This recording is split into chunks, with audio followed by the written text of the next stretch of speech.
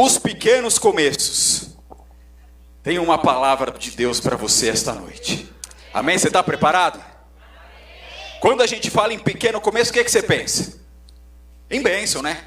Começou pequenininho, aí vai crescendo. Não é isso? Não é, Osana, que você comentou ali? Não, poxa, vamos pensar nisso. Começa pequenininho, daqui a pouco está todo mundo grande. Mas vamos à palavra do Senhor. Abra lá a sua Bíblia no livro de 2 Samuel, capítulo 10, nos versículos 17 e 18. Aleluias. Glória a Deus. Se você não está com a sua Bíblia aqui, vai aparecer aqui, você pode acompanhar com a gente a leitura. Então a palavra diz assim, ó. Informado disso, Davi reuniu todo o Israel, atravessou o Jordão e chegou a Elã. Os arameus estavam em posição de combate para enfrentá-lo, mas acabaram fugindo de diante de Israel. E Davi matou 700 condutores de carros de guerra e 40.000 soldados de infantaria dos arameus. Soboque, o comandante dos exércitos, também foi ferido e morreu ali mesmo. Amém? Feche os teus olhos. Pai querido Senhor, nós te agradecemos. Nós te agradecemos porque a tua presença é real. Nós te agradecemos porque quando nós buscamos, nós achamos. Nós te agradecemos porque a tua palavra, meu Pai, vem e nos transforma e nos conforta. Oh, meu Pai, e nos leva no caminho ao qual nós devemos seguir. Meu Pai, eu quero te pedir, venha sobre cada um esta noite. Que esta palavra possa transformar a vida do teu povo. Que cada um possa sair daqui, meu Pai, transformado pela tua presença, em nome de Jesus. Amém, aplauda ao nome do Senhor, amém? Glória a Deus, aleluias. Então, isso aí que nós lemos, foi o resultado de uma coisa bem pequena. Davi, né, quando morreu o rei lá dos arameus, ele disse assim, vou ser, né, benevolente com o filho dele. Por quê? Porque ele foi benevolente comigo. Então acho que eu vou lá, né? Vou levar uns presentes para ele, vou lá conversar com ele e tal. Né? É o que a gente faz. Quando a gente vai visitar, a gente leva um bolo, leva um doce, aí marca um café. A gente tem costume de fazer isso aqui, né? É verdade, faz muito.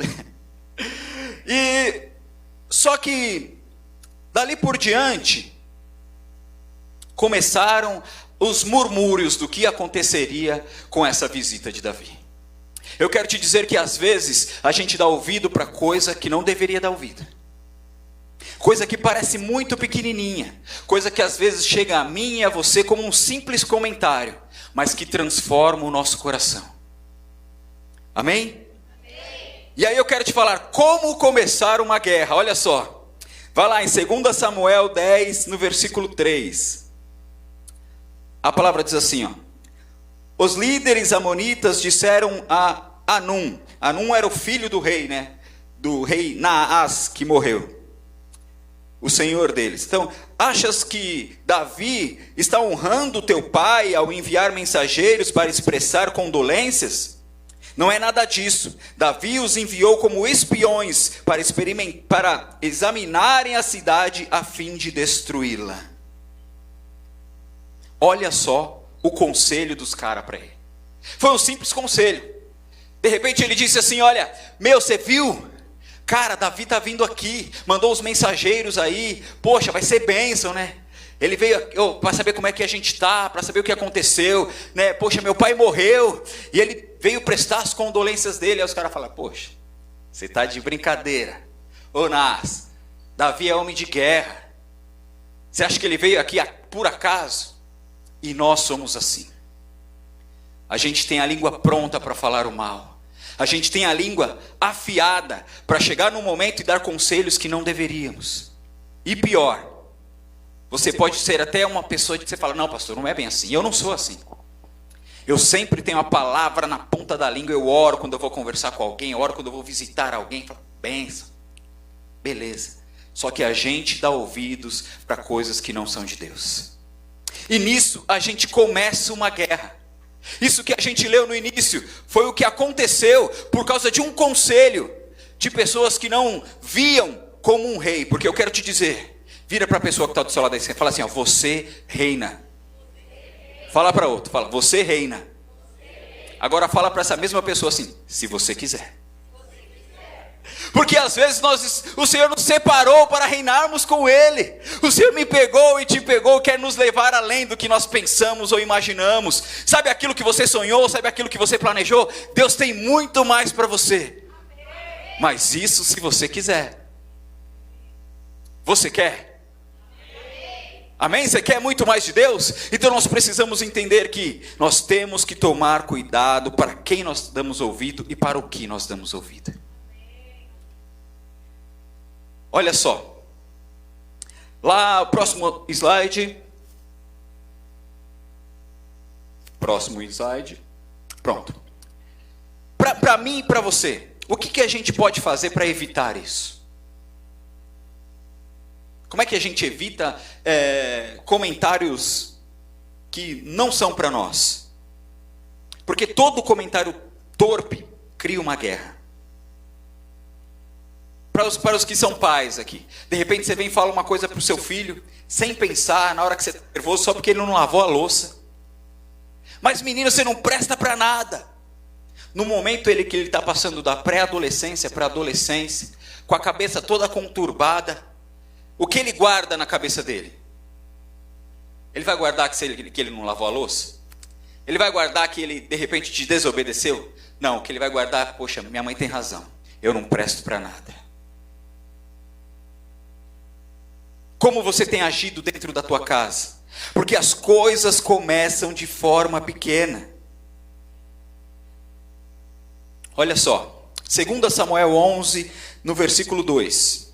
Uma tarde, Davi levantou-se da cama e foi passear pelo terraço do palácio. Do terraço, viu uma mulher muito bonita tomando banho. E mandou alguém procurar saber quem era. Disseram-lhe, é Betseba, filha de Eliã e mulher de Urias, o hitita. Um olhar. Eu quero te dizer o seguinte, Davi não estava procurando uma mulher. Davi foi andar pelo palácio. A palavra foi bem clara, ele foi passear pelo palácio. Quantas vezes você na sua casa está sem fazer nada, aí você tem uma varandinha lá, quem tem uma varanda aqui? Deixa eu ver. Pastora Kelly, Rose, a bispa tem uma janela lá no alto, né, bispa? Você vai olhar. Eu tenho lá o meu quintal, vou sair para fora, vou olhar. Não era a vontade do coração dele naquele momento, amém? Dá para você conjecturar comigo, hein? Imaginar de que ele não estava procurando alguém a quem ele pudesse, peraí, eu estou sem fazer nada, deixa eu ver o que de errado eu posso fazer. Não, ele não estava pensando nisso. Mas de repente, um olhar. Para onde você tem olhado? E quando você olha, o que tem subido ao teu coração? Porque o problema não está só no olhar, mas deixar subir ao coração o desejo. Porque a gente vai ver tanta coisa nesse mundo. E a gente tem visto tantas coisas acontecerem. Eu conversando com um amigo esses dias, e ele falando, eu sou conselheiro lá na minha igreja, cara, a gente escuta cada coisa. E eu falei, cara, você não tem ideia do que os pastores escutam. Tem coisa que deixa a gente constrangida. Mas a gente escuta, pondera, né? Ora em cima daquilo e fala, Deus, qual que é a direção para essa pessoa? Mas a questão é, nós precisamos olhar com olhos de amor. Amém? Se está faltando isso para você, procure olhar com olhos de amor. Só o amor, ele constrange. O amor tira toda a malícia. O amor não se ressente do mal. O amor, ele transforma. Nós precisamos ter o nosso olhar transformado. Amém? Amém. Como anda a sua mente? Só para você ver. Esses dias, eu fui com um cliente comprar um material e ele é muito falador, muito, né, gesticuloso. E aí ele foi falar lá, pagar as coisas no caixa, e ele foi pagar, ele falou, nossa, gostei do seu botão. O botão da blusa da menina, né? E aí eu percebi, eu estava meio distante, eu falei, poxa, cara, isso é ruim. Né? Isso é ruim. E ele saiu, deu risada, conversou com a menina, tal, beleza, saiu. E a gente estava no meu carro, quando ele entrou no carro, eu falei, cara, você sabia que você podia matar a menina? Como? Por quê? que isso? Porque assim, pense se ela está num relacionamento ruim, está com o casamento todo destruído, está precisando de restauração. Você vai e elogia uma menina, ela fala, tá vendo? Ainda tem gente que me elogia, ainda tem uma tampa para minha panela. Eu não preciso mais daquele traste que está na minha casa. Você matou o casamento dela, matou a família dela, destruiu as coisas dela. Por causa de um comentário. Ou você salvou a vida dela. Ela estava depressiva, ela estava angustiada, e você veio e falou, nossa, você escolheu uma roupa bonita, essa jaqueta que você está muito legal, né? Que botão bonito. Ela fala, ufa, eu me achando a pessoa mais feia do mundo. Mas a gente precisa prestar muito atenção nas nossas atitudes. A gente precisa prestar muita atenção naquilo que a gente fala, naquilo que a gente vê, naquilo que a gente ouve. Amém? Como anda a sua mente? Está preenchida com o quê? A palavra diz que, né, o Senhor vem e limpa a casa. Tira tudo que não é dele. Deixa adornada, bonitinha. Né, arranca fora todos os demônios. Só que você precisa preencher. Com o que você tem preenchido? Qual foi a última vez que você leu a Bíblia e tem essa história gravada no seu coração? É assustador isso, né? Hoje eu fiquei me perguntando isso, eu falei, rapaz, qual foi a última vez que você falou com o Senhor e tem essa oração gravada no seu coração? Porque a oração é uma via de mão dupla, amém? Você fala, Deus confirma, e você se enche da presença dele, aí você se sente aconchegado, ou você se sente apreensivo, que fala, você está fazendo tudo errado. Mas é uma via de mão dupla, então você fica marcado por isso. O que tem te marcado? Porque é o seguinte, mente vazia é a oficina do diabo. Porque quando o demônio volta, encontra a casa limpa, vazia, adornada, ele vem e traz mais 7. E a palavra diz que o último estágio do homem é muito pior do que antes. É igualzinho o vício, né? Como as coisas iniciam? Para os jovens, só para vocês saberem, tudo inicia a partir do primeiro contato. Para aqueles que já tiveram contato, é bom você não sentir nem o cheiro. Não é dessa forma? Eu tenho um amigo que ele participa do Alcoólicos Anônimos. Ele, por estresse, entrou no alcoolismo, começou a perder cabelo, perder a pigmentação, ficou... Como é que é o nome? Quando você perde a cor da pele? Com vitiligo, por causa de estresse. E ele teve que participar disso e hoje ele está lá tomando conta de um grupo e tal. E eu conversando com ele, ele trabalha na Eletropaulo, e ele falou, é um dia após o outro. Um dia após o outro. Eu quero te dizer que cabe para cada dia o seu mal. Você venceu hoje? Vocês estão comigo? Então responde o amém, beleza? Você venceu hoje? Se você não tivesse vencido, você não estaria aqui. Deus preparou esse culto aqui para falar com você. Então você é um vencedor, amém? Glória a Deus. Amanhã tem outra guerra, tem outro leão, tem outro urso. Então saia daqui preparado, amém? Glória a Deus, aleluias. Aleluias. Glória a Deus. Um olhar pode destruir uma família como destruiu. Porque a palavra vai dizer que Davi foi e se deitou com a mulher do cara. E aí ele pegou, beleza, se deitou com a mulher dele, a mulher ficou grávida, teve um filho. Pense na destruição total. Só que Davi soube que ela estava grávida, o que ele fez? Pô, chama o cara aqui, deixa eu falar com ele. Começou a presentear ele, e falou, você veio da guerra, vai para sua casa, se deita com a sua mulher, para quando o filho nascesse, olha a cabeça de Davi, a gente já consegue imaginar isso. Quando o filho nascer, você vai imaginar, poxa, foi quando eu voltei da guerra, eu fiz o filho. Só que o cara era tão fiel a ele e ao exército que ele disse assim, saiu da presença do rei e falou, não posso ir para casa, porque estão todos acampados aqui, como é que eu vou para casa e eles vão ficar aqui no acampamento? Eu vou lá, vou dormir bem, vou me deitar com a minha mulher, enquanto estão todos aqui ao relento, não, eu vou ficar com eles aqui. E ele não foi. Então Davi vai, me escreve uma carta e manda o cara para frente da batalha. Fala com o comandante, ela fala, olha, coloca ele no pior lugar. Eu quero te dizer o seguinte, sabe esse pensamento de morte que às vezes você tem? com o seu cônjuge? Que tal, você não quer que ele morre, mas você fica pensando, puxa, se ele some da minha vida, talvez eu conseguiria fazer isso. Feche seus olhos por um minuto.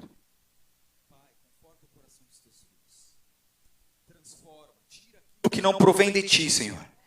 Tira, meu Pai, aquilo que de repente, Senhor, possa vir a trazer destruição, possa vir a trazer, meu Pai, ou Senhor, aquilo que não provém de ti sobre a vida dos teus filhos. Que teu Espírito possa constranger cada um aqui esta noite. Oh, meu Pai, a transformação possa ser plena. Que eles possam levar essa bênção para dentro dos seus lares, em nome de Jesus.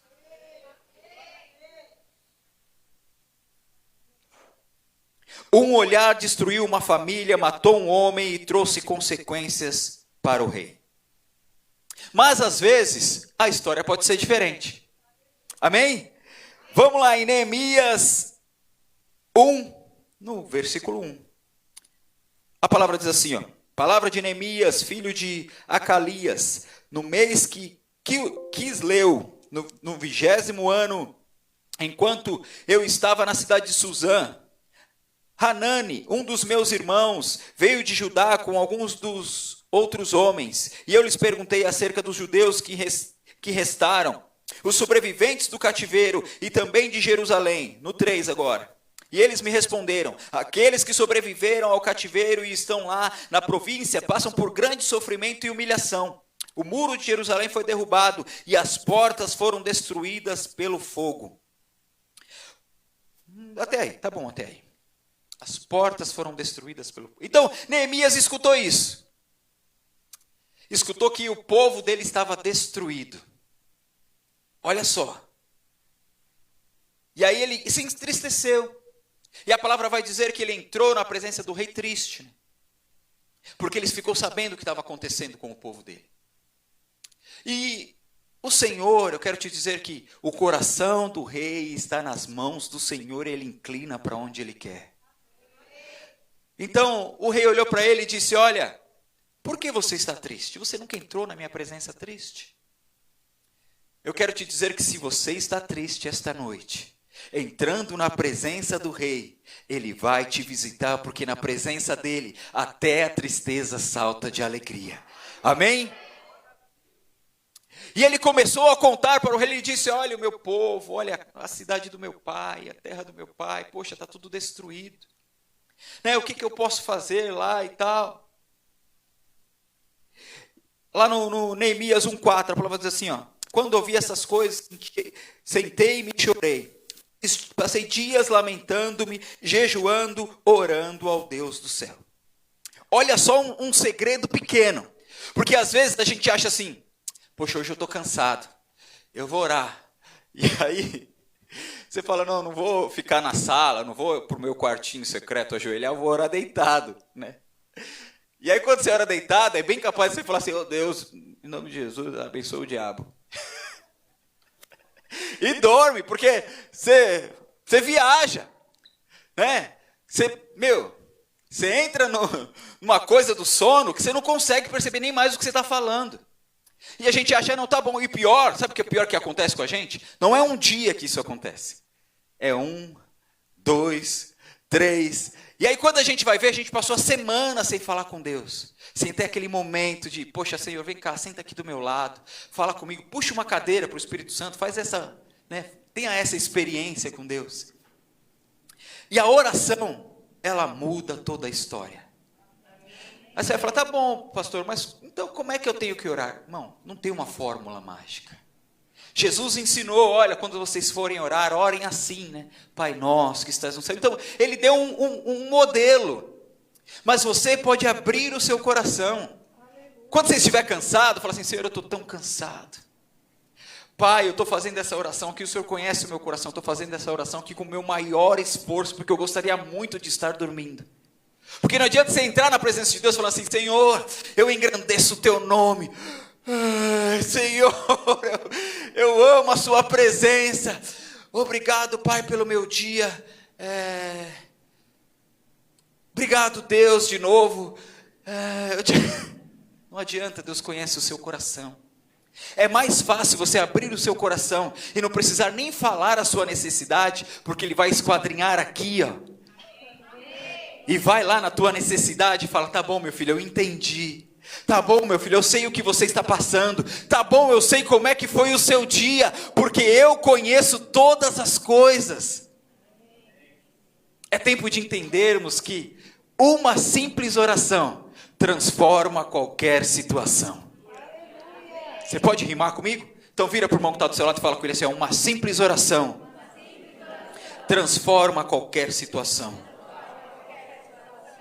Eu coloquei aqui: orar pode parecer um pequeno ponto, mas é o que você precisa para mudar histórias. Por que eu coloquei histórias no plural? Porque talvez você possa imaginar: poxa, pastor, tá bom, eu oro e mudo a minha história. Não, quando você ora, você muda a história de todo mundo.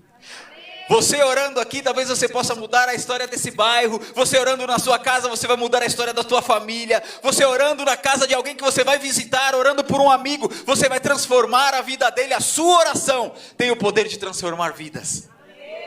Amém? Glória a Deus, aleluias. Mas tudo começou em oração. Então lá em Neemias 2:4 a palavra diz assim, ó: o rei me disse: o que você gostaria de pedir? Então orei a Deus, ao Deus do céu. Desculpa, eu vou ler de novo, tá? Então o rei me disse: o que você gostaria de pedir? Então orei ao Deus do céu. O rei falou para ele: o que você quer, mano? O que você está precisando? E o que ele foi fazer? Orar. A gente está precisando, sabe o quê? Ficar preparado em oração. A gente está precisando buscar a presença de Deus e saber que quando a oportunidade vier, você vai saber o que fazer. Quando essas coisas vierem diante de você, você vai saber. E se você não souber, você não precisa ter problema de falar assim: ó, vou responder depois.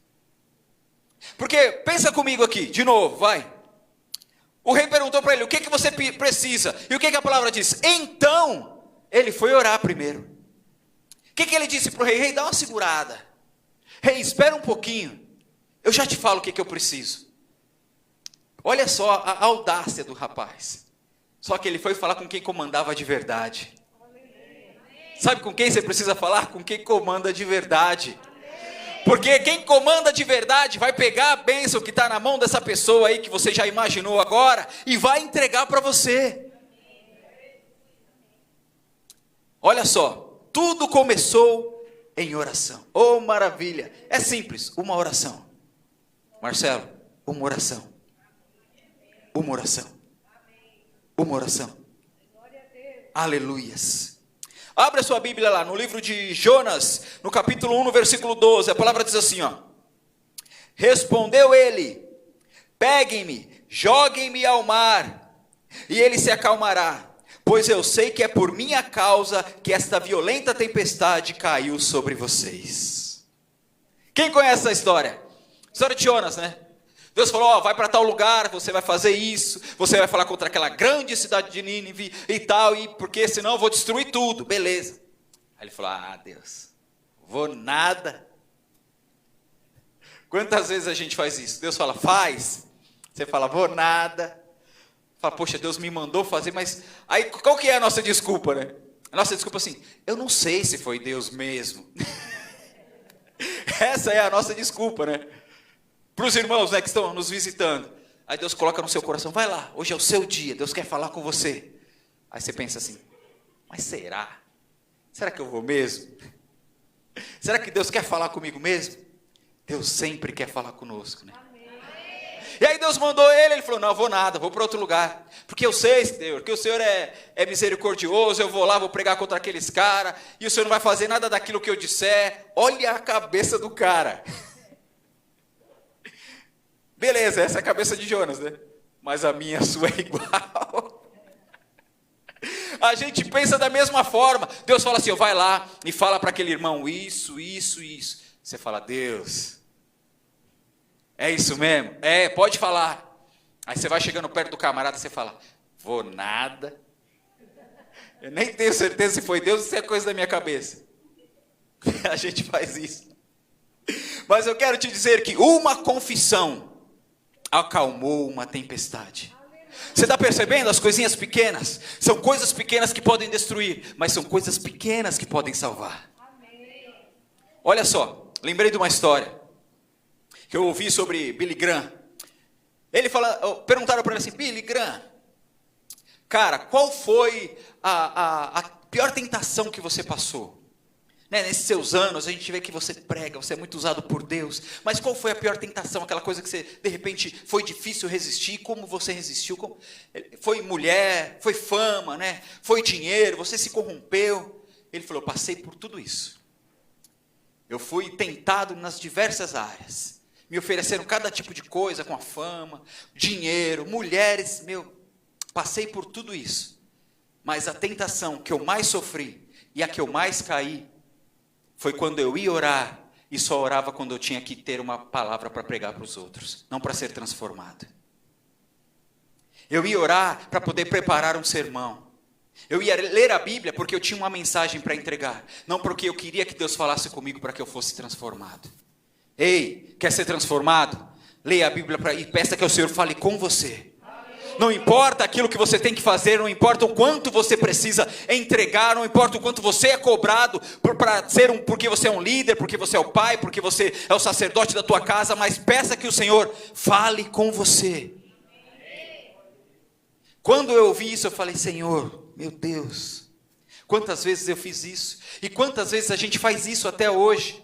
Porque a gente abre a Bíblia lá, né, e fala: eu tenho uma história que eu gosto muito, aí eu vou ler lá de novo, porque você fala que Deus sempre renova a palavra dele, eu vou ler aqui e tal, porque aí você lê lá 5, 10 minutos, um capítulo, 2, sei lá, alguns versículos, beleza, vou trabalhar. Aí você pega para ler a Bíblia mesmo quando você tem um sermão para entregar, para meditar nela e falar: poxa Deus, o que o Senhor quer falar com o seu povo? Porque a gente nunca fala: Deus, o que o Senhor quer falar comigo, para que eu possa entregar para eles? Entendeu? Entenderam, jovens? Deus fala comigo, Ele vai falar com você primeiro. Ele quer usar a sua vida para transformar as dos outros, mas Ele precisa te transformar primeiro. Amém? Às vezes estamos numa luta, numa tempestade e não olhamos o nosso erro. O que Jonas fez? Olha só, é muito engraçado, né? A gente não faz isso, porque o que a gente faz? Jonas estava uma tempestade empurrando o barco para lá e para cá e tal. E aí a gente faz o quê? A gente chora, aí a gente resolve orar, né? Eu falo lá na minha casa: vocês esperam uma luta para a gente poder se unir em oração. Porque eu vou orar, falo: vem orar. Ou então eles falam assim: pai, você vai orar? Vou, aí sai todo mundo. Eu falo: poxa, legal. Aí eu tenho um companheirinho de oração, que hoje não está aqui. Aí o Theo vem, ajoelha do meu lado. Aí ele: pai, vou pegar meu tablet. Aí deita na minha frente. Ai, Jesus, mas nós precisamos entender qual é o nosso erro, onde está a nossa falha. Jonas foi, o que ele fez? A tempestade empurrando o barco, ele foi deitar. O cara foi dormir, os caras pensaram: tem alguma coisa errada com esse camarada. A gente está quase morrendo e o cara está dormindo, mano. O que está acontecendo? Pensa você, né? Mulher que costuma se desesperar mais, né? Pensa você, mulher, que acha que seu marido não esquenta a cabeça. Olha lá, o pastor Narciso, de tanto esquentar a cabeça, fritou os cabelos. E aí a mulher se desespera: você não está vendo? Você não vai fazer nada. Olha isso. Na minha casa é assim. Jesus Cristo. Você não vai fazer nada. E o marido lá, né? Depois eu faço. Deixa que depois eu vejo. É sempre depois. Não, amanhã eu vou fazer isso aí. O amanhã nunca chega. Mas aí os caras: vamos lançar sorte. Vamos ver o que está acontecendo. Quem é que está errado e tal. Ele falou: não, peraí, gente. O problema está em mim. Se vocês me lançarem fora. Eu quero te falar, sabe esse lançar fora? Se você lançar fora os desejos que não provêm do Senhor, se você lançar fora o pecado, se você lançar fora as escolhas erradas, o Senhor virá, vai acalmar a tempestade, vai transformar as coisas. Amém? São coisas pequenas. Tudo começa pequeno, amém? Glória a Deus. Por quê? Porque o que vem grande assusta, né? Já pensou? Lembra, tem um peixe, eu não sei nem se ele é de verdade, eu só vi em desenho animado, que ele tem um negocinho assim, e tem uma luzinha. E essa luzinha fica lá, uma luzinha bem pequenininha. Aí vem os peixinhos, né, perto, e de repente tem um monstro por trás que vem. Se ele mostrasse a cara feia dele, o que ia acontecer? Os peixes não iam chegar perto, né? Ele não ia comer. Então eu quero te dizer que tudo começa pequeno, porque o que vem grande vai assustar, amém? Amém. Se uma coisa vem grande, ele vai te alarmar, você vai olhar e vai falar, poxa, rapaz, eu preciso resolver isso logo. Mas as coisas começam pequenas, a gente não percebe, de repente, a gente está por aqui, não de bênção, mas de problema, afundando, né? Então vamos lá, onde vamos chegar com tudo isso? Está dando meu tempo aqui. Um pequeno comentário vai se tornar uma guerra com muitas mortes. Pode ser isso? Ou você vai destruir uma família por um simples olhar? Uma oração para a reconstrução de vidas? Uma oração para ter o favor do rei? Uma confissão para parar uma tempestade? Ou uma única entrega para a salvação de muitos? Você percebeu? São coisas pequenas, são detalhes pequenininhos que podem transformar a minha e a sua vida. Amém? Se coloque de pé para que a gente possa orar juntos. Aleluias. Eu coloquei uma hashtag para esse culto. Está ali, ó, pequenos gigantes. Porque tudo vai começar pequeno. Mas mesmo começando pequeno, Deus vai te fazer gigante. Deus vai te fazer grande. Onde você for, você vai saber que decisão tomar. Porque vai entender que nas coisas pequenas existem grandes promessas do Senhor. Amém? Glória a Deus. Você pode entregar as suas confissões. Você pode ser transparente na frente do Senhor. Você pode falar a sua verdade na frente dele. Porque ele vai esquadrinhar o seu coração. Feche os teus olhos.